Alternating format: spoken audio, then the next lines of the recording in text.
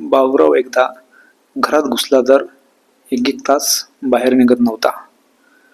नमस्कार मित्रांनो, बाबूराव हा शेतकामगार होता. तो गावामधील एका श्रीमंत घरामध्ये नोकर आहे. त्या घरामध्ये त्याचा मालक आणि मालकाचे 2 मुले राहतात. मोठा मुलगा राहुल, त्याचे लग्न झाले आहे. त्याला एक मुलगा आणि एक मुलगी आहे. मालकाचा छोटा मुलगा रोहन, याचं पण लग्न झालं आहे. त्याचं लग्न होऊन 2 वर्षे झाले. बाबूरावचे मालक आणि मालकीण हे आता वयस्कर झाले होते. घरामध्ये सर्वांच्या स्पेशल आपापल्या रूम होत्या. राहुलची बायको अवनी आणि रोहनची बायको मोहिनी, या दोघींचे कधीच पटत नव्हते. त्या बाबूरावला नेहमी काही ना काही काम सांगत. जर अवनीने अगोदर काम सांगितले आणि त्यावेळी जर मोहिनीने काम सांगितले तर अगोदर जर मोहिनीचे काम झाले तर अवनी बाबूराववर ओरडत होती. जर अवनीचे काम अगोदर झाले तर मोहिनी ओरडत होती. दोघी पण कधी घराच्या बाहेर जात नसे, त्यामुळे त्या दोघी एकदम छान होत्या दिसायला. राहुल आणि रोहन हे दोघे बिझनेस करत होते. ते दोघे सकाळीच आपापल्या कामाला जात होते. नंतर बाबूराव अगोदर शेतातील काम आटपून घरी येत असे आणि घरचे काम पूर्ण करत होता. बाबूराव तर खूप कदरून गेला होता अवनी आणि मोहिनी पुढे, कारण त्या दोघी बाबूरावला खूप परेशान करत होत्या. बाबूरावने जर मोहिनीचे काही काम केले तर अवनी त्याला विचारत की तू काय काम केले. जे काम बाबूरावने मोहिनीचे केले तेच काम आता अवनी पण त्याच्याकडून करून घेत होती. आता बाबूराव तर पुरता वैतागला होता. पण आता बाबूरावने ठरवले की ह्या दोघींचा आता चांगलाच फायदा घ्यायचा. एकदा बाबूराव मोहिनीच्या रूममध्ये होता.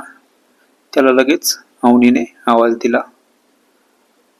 अवनीने आवाज दिल्यावर बाबूराव लवकर गेलाच नाही. अवनीने परत बाबूरावला आवाज दिला. नंतर बाबूराव थोड्या वेळाने अवनीकडे गेला.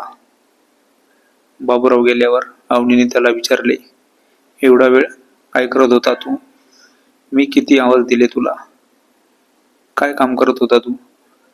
आता बाबूरावने जे सांगितले की काय काम करत होता, तर अवनी बाबूरावकडून तेच काम करून घेणार होती. बाबूराव अवनीला म्हणाला, त्यांनी माझ्याकडून हातपायला मालिश करून घेतली. अवनी बाबूरावला म्हणाली, मग माझ्या पण हातापायाची मालिश करून दे. बाबूराव आता अवनीची हातापायाची मालिश करू लागला. त्याला फक्त बहाणा पाहिजे होता अवनीला स्पर्श करायचा.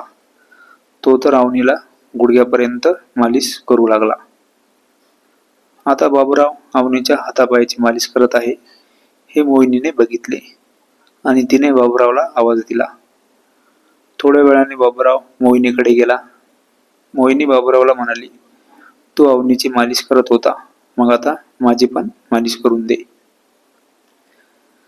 आता बाबूराव मोहिनीची मालिश करू लागला. बाबूरावला तर खूपच मस्त वाटत होते. त्याच्या मनात आता वेगवेगळे विचार येऊ लागले. बाबूरावच्या मनात आता काहीतरी वेगळा विचार सुरू होता. तो आता ते काही वेगळ्या प्रकारचं कार्याचा विचार करू लागला. पण तो आता काय करायचं आणि कसं करायचं याची योजना बनवू लागला. एक दिवस घरचे सर्व बाहेर गेले होते. घरी फक्त अवनी होती. बाबूराव अवनीच्या रूममध्ये गेला आणि अवनीला म्हणाला, मालिश वगैरे करून देऊ का? अवनी म्हणाली, नको, थोडे हातपाय चेपून दे फक्त. बाबूराव आता हातपाय चेपायला लागला आणि अवनीला तो तर नको तिथे. अवनी तर अगोदर गप्प बसली होती, पण बाबूरावचे परत परत तेच सुरू होते. अवनी आता बाबूरावला ओरडली आणि म्हणाली, बाबूराव, तुझा हात नको तिथे, तू काय करत आहे? बाबूराव म्हणाला, चुकून झालं. पण थोड्या वेळाने परत बाबूरावचं ते सुरू झालं. अवनीला आता बाबूरावचे लक्षण काही बरे वाटत नव्हते. ती बाबूरावला म्हणाली, बाबूराव आता तू जा, तुझे काम कर, काही बाकी असेल तर.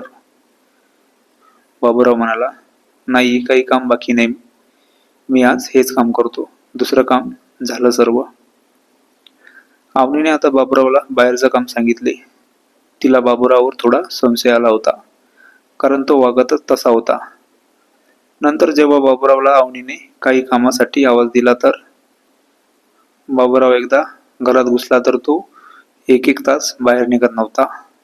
तो तिथेच अवनीजवळ फिरत होता आणि अवनीवर थोडी वाईट नजर टाकत होता. आता अवनीला समजले होते. ती आता बाबूरावला घरामध्ये बोलत नसे, कारण बाबूराव एकदा घरात आला तर काही ना काही बहाणा करून तासभर बाहेर जात नव्हता. तो तर बहाणा शोधत होता. बाबूरावला आता समजले की अवनी सोबत आता काही जमणार नाही, काहीच. मग तो आता मोहिनीकडे जात होता. तो मोहिनीला म्हणत की आता फक्त तुमचेच काम ऐकेल, काही पण सांगा. आता बाबूरावची नजर मोहिनीवर होती. तो आता मोहिनी पुढे भिरकत होता. बाकीचे काम लवकर आटपून तो आता मोहिनीकडे जात आणि तासनतास तिथेच बसत. अवनीचे लक्ष आता बाबूरावकडे गेले. तो आता मोहिनीच्या रूममध्ये एकदा गेला तर तिथेच अवनीला